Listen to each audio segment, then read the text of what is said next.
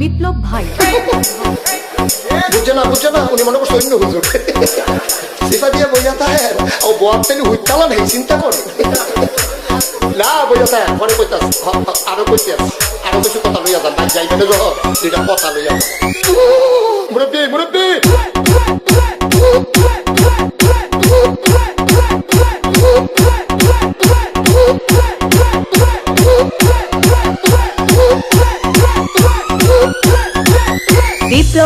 বিপ্লব please আমাকে ক্ষমা করে দাও প্লিজ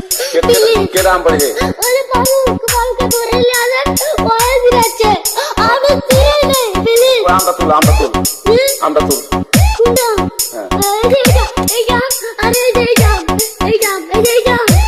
ওরে ধীরে দিছে আমি চিনি নেই প্লিজ একটু দূরে দাঁড়া ওরে দাঁড়া